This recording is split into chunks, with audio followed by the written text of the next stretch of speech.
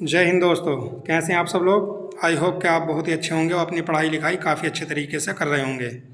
तो आज हम देखेंगे वसंत विषुव, शरद विषुव, कर्क संक्रांति, मकर संक्रांति, उपसौर और अपसौर की घटनाएं कब होती हैं, क्योंकि अक्सर यहाँ से एक क्वेश्चन पूरे 100% उम्मीद रहती है यहाँ से क्वेश्चन बनने की कि यहाँ से हर एग्ज़ाम में एक क्वेश्चन बन ही जाता है। तो चलिए देखते हैं कि उपसौर की घटना कब होती है। तो जब पृथ्वी सूर्य के सबसे निकट होती है तो उस वक्त हमारी घटना जो होती है उसे हम उपसौर कहते हैं और ये 3 जनवरी को होती है। जब पृथ्वी सूर्य के सबसे निकट होती है तो उस घटना को हम उपसौर कहते हैं और ये 3 जनवरी को होती है। इसी के अपोजिट जब सूर्य से अधिक दूरी पर पृथ्वी होती है तो उस घटना को हम अपसौर कहते हैं और ये जो है 4 जुलाई को होती है। जब पृथ्वी सूर्य से सबसे दूर होती है तो उस घटना को हम अपसौर कहते हैं।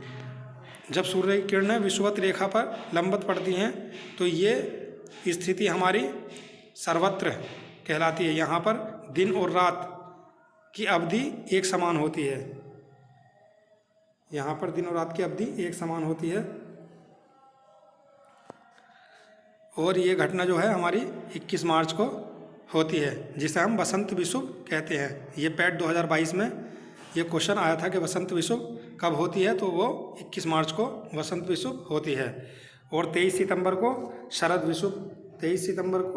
विषुव होती है, जब सूर्य की किरणें विषुवत रेखा पर लंबवत पड़ती हैं। और यहाँ पर 23 सितंबर और 21 मार्च को संपूर्ण पृथ्वी पर दिन और रात की अवधि बराबर होती है।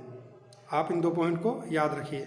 और जब सूर्य की किरण दक्षिणी गोलार्ध में मकर रेखा पर पड़ती है तो वो तिथि हमारी होती है 22 दिसंबर की। और 22 दिसंबर को दक्षिणी गोलार्ध में सबसे बड़ा दिन होता है। 22 दिसंबर में दक्षिणी गोलार्ध में हम एक देश ले सकते हैं कि वो ऑस्ट्रेलिया। तो ऑस्ट्रेलिया में हमारा 22 दिसंबर को सबसे बड़ा दिन और सबसे छोटी रातें होती हैं। जब सूर्य की किरणें कर्क रेखा पर 21 जून को लंबवत पड़ती हैं तो ये कर्क संक्रांति कहलाती है। और 21 जून को उत्तरी गोलार्ध में सबसे बड़ा दिन होता है। इसलिए 21 जून को हमारे भारत में सबसे बड़ा दिन और सबसे छोटी रातें होती हैं। चलिए अब देखते हैं हम कुछ इसकी इम्पोर्टेंट थ्योरी जो आपके एग्ज़ाम में काफ़ी हेल्प करेगी। पृथ्वी की गतियाँ, तो सबसे पहले हम देखते हैं परिक्रमण गति, या इसी को हम वार्षिक गति भी कहते हैं। तो पृथ्वी सूर्य के चारों ओर दीर्घवृत्ताकार कक्षा में परिक्रमा करती है, इसे परिक्रमण गति कहते हैं। पृथ्वी की इस गति के कारण ही दिन व रात छोटे बड़े होते हैं और ऋतुओं में परिवर्तन होता है। दिन व रात का छोटा बड़ा होना और ऋतु परिवर्तन के लिए पृथ्वी अपने अक्ष पर 23.5 डिग्री झुकी हुई होने के कारण होता है। चलिए देखते हैं नेक्स्ट पॉइंट, घूर्णन गति। पृथ्वी अपने अक्ष पर पश्चिम से पूर्व दिशा में घूमती है, इसे घूर्णन गति कहते हैं या परिभ्रमण गति भी इसी को कहा जाता है। पृथ्वी की इस गति यानी घूर्णन गति के कारण दिन व रात होते हैं। इस गति के कारण, घूर्णन गति के कारण दिन और रात होते हैं, इसे दैनिक गति भी कहते हैं। जो हमने परिक्रमण गति अभी देखी थी तो उसमें जो था दिन रात का छोटा बड़ा होना पाया जाता था और इसमें दिन रात होते हैं इस गति के कारण। घूर्णन गति या परिभ्रमण गति जो होती है इसमें पृथ्वी अपने अक्ष पर घूमती है और परिक्रमण गति जो होती है वो सूर्य के चारों ओर घूमती है। नेक्स्ट पॉइंट देखते हैं विषुव। विषुव क्या होता है? ये पृथ्वी की वे स्थिति है जब सूर्य की किरणें विषुवत रेखा पर लंबवत पड़ती हैं। इस समय संपूर्ण पृथ्वी पर दिन व रात बराबर होते हैं। जो हमने अभी डायग्राम में देखा था उसी को हम थ्योरी के रूप में पढ़ रहे हैं। ये एक वर्ष में 2 बार होता है। अब ये 2 बार कब होता है उसे हम देखते हैं। तो नंबर 1 वसंत विषुव जो 21 मार्च को होता है और नंबर 2 शरद विषुव। ये आपके लिए दोनों तिथियाँ 21 मार्च और 23 सितंबर मोस्ट इम्पोर्टेंट हैं, क्योंकि पैट 2022 में भी यहाँ से एक क्वेश्चन बना था, वसंत विषुव किस तारीख को होती है, तो वो आप याद रखेंगे 21 मार्च को, और शरद विषुव 23 सितंबर को। इन दोनों तिथियों में संपूर्ण पृथ्वी पर दिन व रात बराबर होते हैं। अब आगे हम देखते हैं संक्रांति। संक्रांति किसे कहते हैं? सूर्य के उत्तरायण और दक्षिणायन सीमा को संक्रांति कहते हैं। तो इसमें कौन सी संक्रांति आती है? एक कर्क संक्रांति होती है और एक मकर संक्रांति होती है। चलिए हम देखते हैं कर्क संक्रांति। तो कर्क संक्रांति 21 जून को सूर्य कर्क रेखा पर लंबवत होता है, इसे कर्क संक्रांति कहते हैं। इस दिन उत्तरी गोलार्ध में, यानी इंडिया में, हमारे उत्तरी गोलार्ध में जो देश आएंगे तो वहाँ पर 21 जून को सबसे बड़ा दिन व सबसे छोटी रातें होती हैं। तो नेक्स्ट पॉइंट है मकर संक्रांति।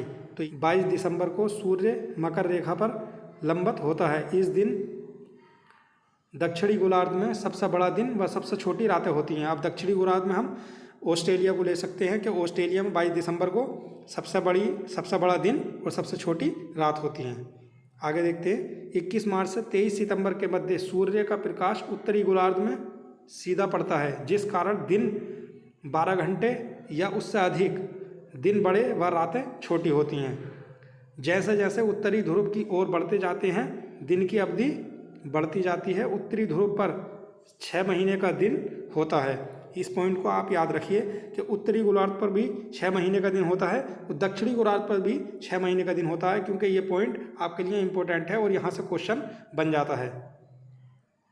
इसी प्रकार 23 सितंबर से 21 मार्च तक दक्षिणी गोलार्ध में दिन बड़े व रातें छोटी होती हैं। जैसे जैसे दक्षिण ध्रुव की ओर बढ़ते जाते हैं तो दिन की अवधि भी बढ़ती जाती है। इसी प्रकार दक्षिण ध्रुव पर भी 6 महीने का दिन होता है और 6 महीने की रातें होती हैं। अब विषुवत रेखा पर दिन व रात की अवधि समान रहती है, आप इस पॉइंट को भी याद रखिए। 21 जून को नॉर्वे में मध्य रात्रि में सूर्य दिखाई पड़ता है। इस समय सूर्य आर्कटिक क्षेत्र में होता है। मध्य रात्रि में सूर्य जो दिखाई देता है नॉर्वे में दिखाई देता है, इसलिए नॉर्वे को मध्य रात्रि का देश कहते हैं और सूर्योदय का देश जापान को कहते हैं। आप इन पॉइंट को भी याद रखिए। आई होप कि आपको वीडियो पसंद आई होगी। अगर वीडियो पसंद आई हो तो वीडियो को एक लाइक करें और चैनल को सब्सक्राइब करें। Thanks for watching.